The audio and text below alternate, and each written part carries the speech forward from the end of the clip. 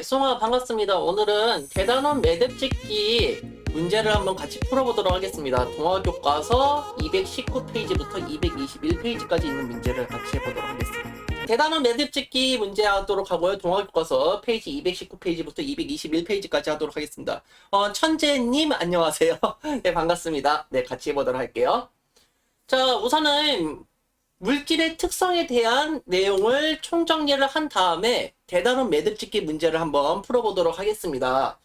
6단원에서 가장 중요했던 거는요, 그 물질만이 나타내는 고유한 특성을 확인을 해야 된다는 거였습니다. 그게 바로 물질의 특성이었다는 거 꼭 기억을 해 두셔야 됩니다. 이 물질은요, 두 가지 종류로 나뉘어집니다.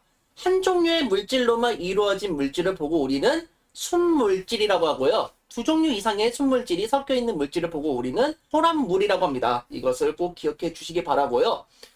가장 첫 번째로 순물질에서 나타나는 특징이 밀도가 차이가 나타난다는 거예요. 그래서 밀도가 물질의 특성이 될 수가 있다라는 겁니다. 그래서 밀도의 공식은 엄청 중요하죠. 부피분의 질량이라는 거 꼭 기억을 해 두시고요. A, B, C, D 이런 식으로 딱 봤을 때 밀도가 큰 물질은 아래로 가라앉습니다. 밀도가 작은 물질은 위로 뜬다는 사실을 확인을 할 수가 있어요. 이런 식으로 밀도를 우리가 비교를 해볼 수가 있다라는 겁니다. 그 다음에 어떤 온도에서 용매 100g을 최대로 녹을 수 있는 용질의 그라스를 보고 우리는 용해도라고 합니다. 용해도는요, 크게 두 가지로 기억을 하시면 돼요. 고체에 대한 용해도와 기체에 대한 용해도로 기억을 해두시면 되는데, 고체의 용해도는요, 물 100g에 얼마만큼의 용질이 녹아있을 수 있느냐를 보고 우리는 용해도라고 합니다. 그래서 물 100g에 얼마만큼의 용질이 녹아있지를 보고 우리는 용해도라고 합니다. 그래서 질산칼륨 같은 경우에는 기울기가 엄청나게 크죠. 온도에 따른 용해도 차가 크다는 것을 알 수가 있고, 염화나트륨 같은 경우는 온도에 따른 용해도 차가 적다는 것을 확인할 수가 있습니다. 자, 기체의 용해도도 한번 볼 텐데요. 일반적으로 온도가 높을수록 압력이 낮을수록 용해도는 감소합니다. 우리가 콜라를 한번 생각을 해봤을 때 콜라를 뜨뜻하게 데워 먹습니까? 아니면 차갑게 식혀서 먹습니까? 그렇죠. 차갑게 해서 먹죠. 왜냐면은 차가운 온도에서 기체에 대한 용해도가 크기 때문에 요렇게 하는 거고요. 만약에 뜨겁게 데운 콜라를 먹게 되면요, 김이 다 빠진 콜라를 먹게 되는 거죠. 온도가 높아지게 되면요, 용해도가 줄어들게 된다는 것을 확인할 수가 있습니다. 자, 순물질의 마지막 특징이 녹는 점, 어는 점, 끓는 점이 있습니다. 여러분, 물에 끓는 점이 몇 도예요? 그렇죠. 100도라는 것을 알 수 있죠. 물에 녹는 점과 어는 점은 0도라는 것을 알 수가 있습니다. 이와 같이 끓는 점, 녹는 점, 어는 점도 물질의 특성이라는 거고요. 이렇게 녹는 점, 어는 점, 끓는 점이 일정하게 유지가 되는 경우에는요, 순물질이라고 볼 수가 있는 겁니다. A, B, C는 같은 물질, D, E, F도 같은 물질이라는 것도 확인할 수가 있죠. 혼합물인 경우에는요, 여기 위쪽에서 보겠지만 이렇게 끓이면 끓일수록 더 온도가 올라가게 되고요. 냉각을 시키면 시킬수록 더 온도가 내려가게 된다는 것도 확인할 수가 있습니다. 자, 그러면 우리가 혼합물에 대한 특징도 한번 비교를 해봐야 되겠는데요. 혼합물질의 혼합 비율에 따라서 밀도가 달라지게 됩니다. A라는 돌과 B라는 돌을 생각을 했을 때 성분물질이 어떤 게 더 많이 들어있느냐에 적게 들어있느냐에 따라서 밀도가 달라지게 되는 겁니다. 녹는 점, 끓는 점, 어는 점 같은 경우는요, 혼합물 같은 경우에는 끓는 점이 그 물질을 끓일수록 점점 올라가게 되고요. 냉각하면 냉각할수록 어는 점이 내려가게 된다는 것도 확인할 수가 있겠습니다. 자, 그럼 분리 방법을 우리가 중요하게 생각을 해줘야 되는데요. 분리 방법에서 첫 번째는요, 증류입니다. 혼합물을 가열해서 나오는 기체의 물질을 냉각하여서 순수한 액체 물질을 얻는 방법을 보고 우리는 증류라고 합니다. 예를 들어서 원유 분리 같은 게 대표적인 거라고 생각하시면 되겠습니다. 그리고 소주꼬리를 이용한 방법도 대표적인 방법이겠네요. 자, 밀도차를 이용한 분리는요, 바다에서 유출된 기름을 제거하는 겁니다. 기름이 둥둥 떠 있잖아요. 이런 기름을 이제 직접 퍼서 버리거나 아니면 흡착포 같은 걸 이용해서 제거를 해준다고 생각하면 되겠습니다. 그 다음에 재결정이라는 방법을 이용하는 겁니다. 재결정은 용해도 차이를 이용하는 방법인데요. 불순물이 포함된 고체 물질은 높은 온도에서 용매에 녹인 다음 서서히 냉각하여 순수한 결정을 얻는 방법을 말을 하고 있습니다. 이용의 예는요, 아스파린의 순도를 높일 때 대표적으로 사용한다고 보시면 되겠고요. 마지막으로 크로마토그래피 같은 경우는 혼합물을 이루는 각 성분 물질이 용매를 따라 이동하는 속도차를 이용해서요, 혼합물을 분리하는 방법이라고 생각하면 되겠습니다. 이용하는 예는요, 금지 약물을 복용 여부를 검사하는 경우에 이런 크로마토그래피를 이용하거나 색소를 분리하는 데 이용을 하고 있습니다. 네, 넘어가고요. 그럼 단원 마무리 문제부터 풀어보겠습니다. 동화 교과서를 가지고 있는 친구들은요, 219페이지를 보시면 되겠습니다. 자, 다음 보기의 물질을 순물질과 혼합물로 구분해보자 라고 되어 있습니다. 순물질이 뭐였습니까, 여러분? 그렇죠. 순물질은 한 물질로만 이루어진 거고, 혼합물은 두 종류 이상의 순물질이 섞여 있는 물질인 것을 기억하면 쉽게 답을 맞출 수가 있겠죠. 자, 금은 순물질이죠. 공기는 뭐 질소기체, 산소기체, 수소기체, 헬륨기체 등이 다 섞여 있는 거죠. 그래서 공기는 혼합물이라고 보면 되겠습니다. 구리는요, 하나의 종류로만 되어 있죠. 순물질이고요. 산소도 순물질이겠네요. 식초는 물하고 아세트산이 섞여져 있는 거죠. 그렇기 때문에 혼합물이라는 걸 알 수가 있고요. 암석은 혼합물이죠. 다양한 광물이 섞여져 있는 물질이라고 생각하면 되겠습니다. 우유 같은 경우는요, 뭐 단백질이라든지 지방, 물 이런 것들이 섞여져 있기 때문에 혼합물이고, 바닷물도 혼합물입니다. 오렌지 주스도 혼합물인 것을 알 수 있겠네요. 그래서 순물질은요, 기역, 디귿, 니을이라는 것을 알 수 있고, 혼합물은 니은, 미음, 비읍, 시옷, 이음, 지읒이라는 것을 알 수 있겠습니다. 순물질과 혼합물을 구별하는 방법을 좀 잘 기억해 두시기 바랍니다. 자, 넘어가겠습니다. 자, 2번 문제입니다. 물질의 특성에 해당하는 것만 보기에서 있는 대로 골라보세요. 물질의 양에 관계없이 그 물질만이 나타내는 고유한 성질을 보고 우리는 물질의 특성이라고 합니다. 물질의 특성에는요, 밀도, 용해도, 끓는 점, 녹는 점, 어는 점이 있다는 것을 알 수 있어요. 예를 들어서 물의 밀도는 1이고 끓는 점은 100도, 녹는 점이나 어는 점은 0도라는 물질로 정의를 해 놓았습니다. 자, 그러면은 밀도가 1인 물질은 뭘까요? 물입니다. 끓는 점이 100도인 물질은 뭘까요? 물입니다. 물질의 특성을 이용하면은 물질이 어떤 물질인지 정의를 내릴 수가 있는 겁니다. 자, 그러면 답을 한번 풀어볼까요? 온도는 아니죠. 물이 0도씨 물이나 40도씨 물이나 똑같이 물이죠. 부피는요, 1리터짜리 물하고 2리터짜리 물 똑같은 물이잖아요. 틀린 겁니다. 끓는 점은요, 끓는 점은 물질의 특성이 될 수가 있네요. 뭐 예를 들어서 에탄올을 끓는 점은 78.2도인데 물에 끓는 점은 100도, 이런 식으로 딱 정의할 수가 있는 거죠. 밀도도 마찬가지예요. 식용유의 밀도는 물보다 작고 물의 밀도는 식용유보다 크다는 걸 알 수가 있죠. 질량은요, 뭐 물 100g이나 물 200g이나 똑같은 상황이라는 거, 그렇기 때문에 물질의 특성을 정할 수 없는 기준이라는 걸 알 수가 있죠. 마지막으로 비읍의 용해도는 물질의 특성이라는 거 확인할 수가 있겠습니다. 그래서 물질의 양에 관계없이 그 물질만이 나타내는 성질을 물질의 특성이라고 하고, 물질의 특성에는 밀도, 용해도, 끓는 점, 녹는 점, 어는 점 등이 있다. 기억을 해두시기 바랍니다. 자, 3번 문제입니다. 다음은 25도씨 1기압의 미지의 액체 물질의 질량과 부피를 측정한 결과이다. 25도씨 1기압이라고 딱 정의를 내려야 돼요. 왜냐면은 온도라든지 압력이 변하게 되면요, 액체 물질이라고 할지라도 소량의 부피가 변할 수가 있거든요. 약간 부피가 변할 수가 있기 때문에 이렇게 온도와 기압을 딱 정의를 내려줘야 됩니다. 미지의 액체 물질은 무엇인지 찾아 써보자. 단 온도와 압력은 일정하며, 이 조건이 꼭 들어가야 돼요. 미지의 액체 물질은 아세트산, 물, 에탄올 중 하나이다 라고 되어 있습니다. 15.7g하고 부피 20ml가 있다는 것을 확인할 수가 있어요. 여기서 한번 문제를 풀어봐야 되는데, 밀도의 공식을 우리가 기억하면 되는 겁니다. 밀도는 부피분의 질량이라는 것을 알 수가 있죠. 자, 그러면은 15.7을 20ml로 나눠주게 되면은 0.785g/ml가 나온다는 것을 알 수가 있어요. 그러면은 0.785와 같은 것을 여기 표에서 찾아서 적어야 되는데 어떤 거랑 같습니까? 그렇죠. 에탄올하고 같다는 것을 확인할 수가 있죠. 그렇기 때문에 답은 에탄올이라는 것을 알 수가 있습니다. 물질의 특성이기 때문에 이렇게 딱 정의를 내릴 수가 있는 겁니다. 자, 4번 문제입니다. 그림은 물질 A에서 E를 컵에 넣었을 때 모습을 나타낸 것이다. 물질 A에서 E까지의 밀도를 부등호를 이용해서 비교를 해보자라고 돼 있습니다. 자, 그러면은 D, A, B, E, C 이렇게 되어 있는데 밀도가 작을수록 위로 뜨고 밀도가 클수록 아래로 가라앉는다는 사실을 우리가 확인하면 쉽게 풀 수 있는 문제죠. 정답은 뭡니까?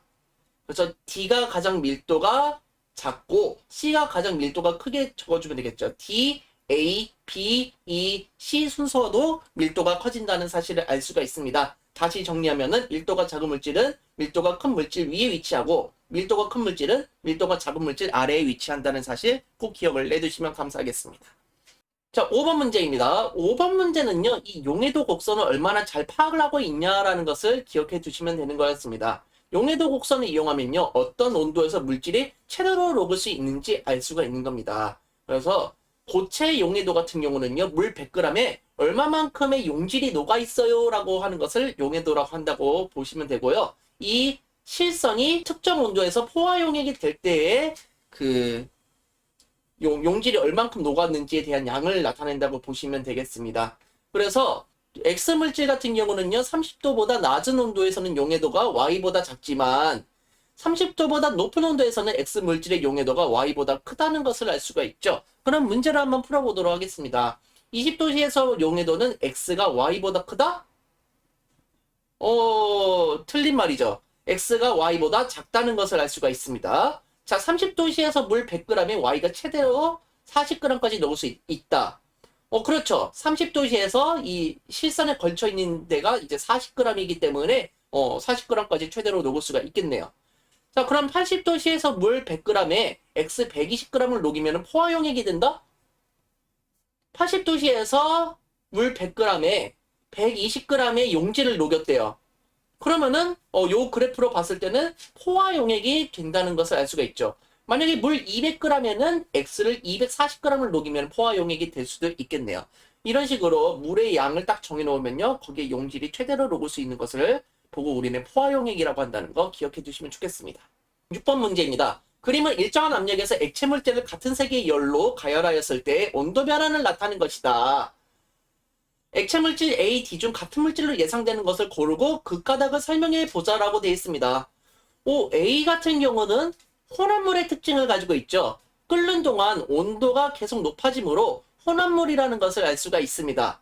B, C, D 같은 경우는요, 끓는 점이 일정하게 유지가 되고 있죠. 그렇기 때문에 물질인 것을 알 수가 있는데 B는 C, D와는 다른 물질이라는 것을 알 수가 있습니다. 끓는 점의 온도가 다르기 때문이에요.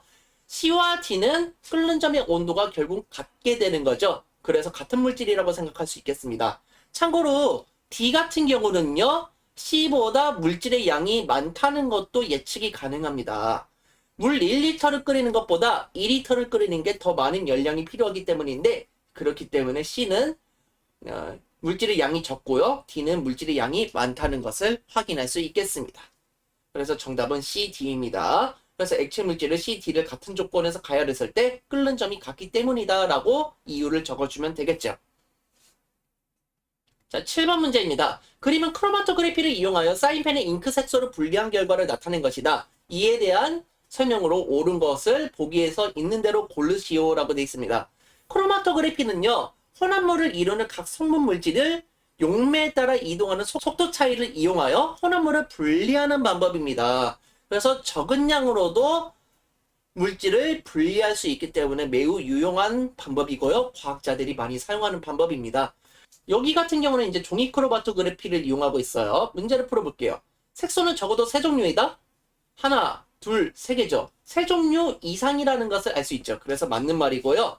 적은 양의 혼합물을 분리할 수 없다? 점을 몇 번 찍은 것만 가지고도 혼합물을 분리할 수가 있죠. 그렇기 때문에 니은은 틀린 말. 색소마다 물을 따라 이동하는 속도가 다르다?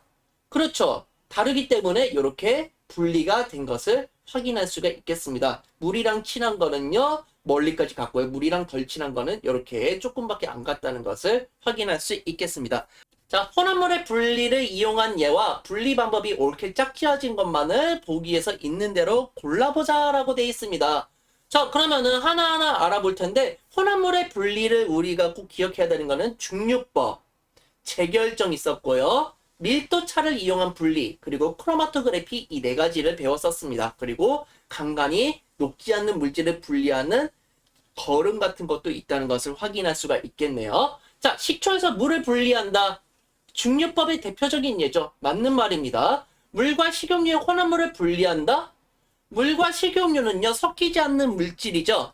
재결정을 이용하는 것은 적절치가 않고요. 밀도차를 이용한 혼합물의 분리를 해주면 됩니다. 보통 분별 깔때기 같은 걸 이용하면 좋습니다. 그래서 니은은 틀린 말. 금지 약물의 복용 여부를 검사를 하는데 사용합니다. 크로마토그래피를 사용을 하고요. 뭐 예를 들어서 기체 크로마토그래피나 액체 크로마토그래피 같은 걸 많이 사용합니다.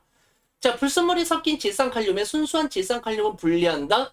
이거는 재결정을 이용한 방법을 사용하면 분리할 수가 있는 거였죠. 그래서 리을은 틀린 말이라는 것을 알 수가 있습니다. 자, 9번 문제 한번 보도록 하겠습니다. 여러분 교과서로는 221페이지가 되겠네요. 자, 강이나 바닷물 근처에 위치한 공장이나 발전소에서는요, 기계를 시키기 위해서 많은 양의 물을 강이나 바다에서 공급받아서 사용을 하고 있습니다. 발전소에서 사용한 높은 온도의 물을 식지 않고 강이나 바다로 흘려보내면 어떤 일이 일어날까요? 라고 되어 있는데요. 공장에서요, 폐수의 물을 잘 거르지 않거나 냉각을 잘 시켜서 보내지 않으면은요, 바닷물의 온도가 올라갈 가능성이 높습니다. 그래서 해설을 한번 보자면요. 공장이나 발전소에서 높은 온도의 물을 식히지 않고 내보냈어요. 그렇게 되면요. 강물이나 바닷물의 온도가 높아지게 되겠죠. 높아진다는 것은요. 물에 녹아있던 기체의 용해도가 내려간다라는 것을 알 수가 있는 겁니다. 그래서 바닷물 속에 녹아있는 산소 같은 게 용해가 잘 되지 않고 날아가 버려요. 그러면 어떻게 되겠습니까? 물고기는 숨을 쉴 수가 없게 되겠죠. 결국에는 물고기가 폐사하는 일이 발생하게 된다는 겁니다. 물속에 있는 용존산소량이 부족해지면서 물고기가 폐사할 수 있다는 점도 기억해 두시면 되겠습니다. 그래서 폐수 관리 장치도 필요하고요. 냉각 장치도 필요합니다. 그래서 이런 냉각 장치를 잘 활용해 가지고 물을 내보내야지 환경을 보존할 수 있다는 사실도 좀 잘 기억해 두시면 좋을 것 같습니다. 계속 환경 관련 문제가 나오네요. 그림은 수돗물의 정수 과정을 간단하게 나타낸 것이다 라고 돼 있습니다. 그래서 오염된 물이요, 이렇게 딱 들어와요. 그러면 침사지를 거치고 약품 투입실을 거친 다음에 침전지를 거치고 여과지를 거쳐서 염소살균실에서 살균을 한 다음에 배수지를 통해서 이제 맑은 물이 다 나와야 됩니다. 자, 그러면은 우선은 문제 마무리를 할게요. 자, 가부터 한번 생각을 해볼게요. 침사지는요, 돌이나 모래, 플라스틱 같은 걸 분리하는 겁니다. 돌이나 모래 같은 경우는요, 물보다 밀도가 크겠죠? 그러면 가라앉는 거고요. 플라스틱 같은 경우는 밀도가 작을 거라는 거예요. 그러면 물 위로 뜨겠죠. 그래서 밀도차를 이용한 혼합물의 분리를 여기서 사용을 하고 있는 겁니다. 약품 투입실로 들어가면요, 어떤 일이 일어나냐면요, 소모에 의해서요, 물속의 부유물이 큰 덩어리로 만들어져서 물에 가라앉습니다. 그래서 물 위에 둥둥 떴던 것 중에서 물속의 부유물을 억지로 만들어내서 그 부유물을 가라앉히는 방법을 사용하는 거고요. 침전지에서는요, 또 역시 밀도차를 이용해서 불순물을 제거하는 방식을 사용하고 있습니다. 단은요, 여과지고요. 물속에 녹지 않은 매우 작은 입자를 거르고 있습니다. 용해도차를 이용해서 물에 녹지 않는 불순물을 분리를 한다는 것을 알 수가 있습니다. 그래서 물에 녹지 않는 매우 작은 입자는요, 그런 여과지에서는요, 모래라든지 숯 등을 통과시키면서 분리를 하는 거예요. 그래서 즉 여과지에서는요, 용해도차를 이용해서 물에 녹지 않는 불순물을 분리한다고 생각하시면 되겠습니다. 자, 오늘 영상은 여기서 끝내도록 하고요. 여러분 복습 잘하시고 이 영상이 즐거우셨으면 좋아요, 구독하기 부탁드리겠습니다. 여러분 감사합니다. 쏨바.